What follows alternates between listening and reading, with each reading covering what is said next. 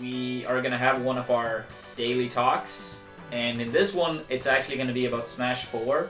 It's been a lot of talk about Bayonetta and whether she should be banned or not. I've been looking over this discussion from like a distance. Checked Twitter, checked Reddit, stream chats, you name it, and okay, I'm not gonna try to pretend I'm an expert on Smash 4. I don't play the game, but I do spectate it every now and then. I do watch tournaments a fair bit, and so yeah, I just want to say that at first. So feel free to agree with me, feel free to disagree with me. Then that's obviously you're right. Personally, I would say that I would not support a ban. I feel like banning a character is a huge thing.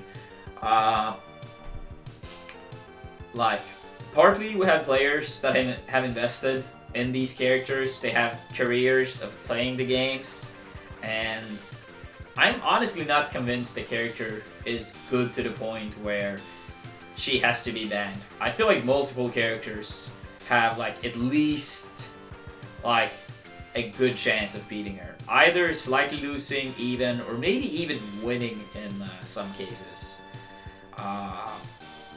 And it seems like a lot of the top players agree as well, which necessarily must not mean that they are correct, but it's a high chance at least. But I feel like the main issue a lot of people have is that she's too boring. But I feel like that's extremely subjective. You have had people complain about a lot of characters, a lot of players being too boring. So where do you draw the line? Like, oh, this is boring, this is too boring, it has to be banned.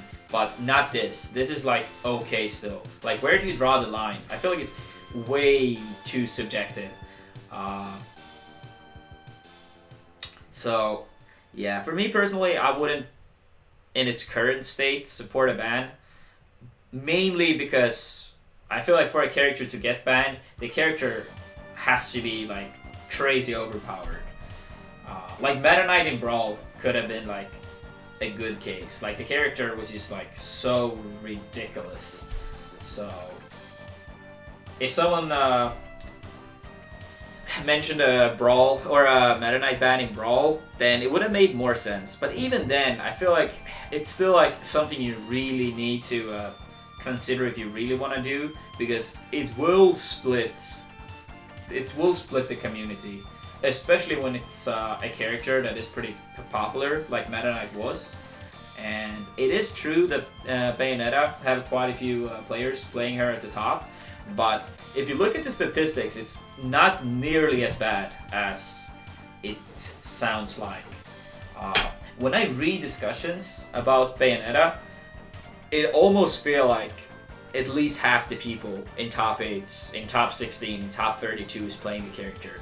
But if you look at the actual stats, that's not the case. It's not the case. I do agree that the character isn't really fun to watch, and playing doesn't look like the most fun either. But as I said earlier, I feel like that's a very weak argument for if it should be banned.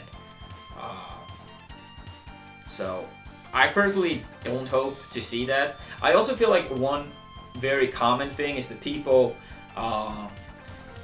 they jump into conclusions, and it's very common that you see a lot of people. It's like a bandwagon, you know? Like, do you guys remember when Bayonetta got nerfed? A lot of people claimed that the character was ruined. You couldn't play her at like high level anymore. Things like that are very common.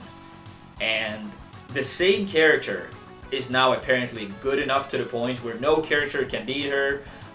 She's boring enough to the point where no one can watch her. The game is dying. I feel like a lot of people they're extremely exaggerating. So in its current state, I would not support a ban. But then again, as I said, feel free to agree, feel free to disagree. So Yeah, that's my opinion. And also, I feel like Frostbite, because that's when this train of like banning her got even bigger. Frostbite actually missed out on so many of the good players as well. So yeah, I don't think having one tournament, and especially not one tournament when so many good players are not in attendance, I feel like it's exaggeration, as I said.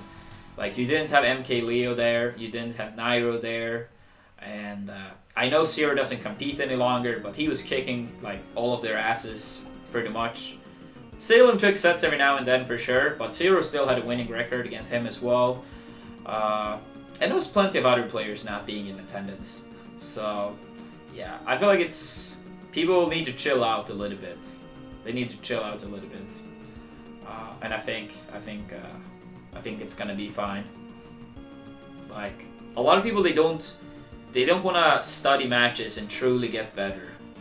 Like, I feel like it's mainly people playing the game at a very low level or only spectating the game that complains the most. And I'm not saying that viewership and the viewers are not important at all.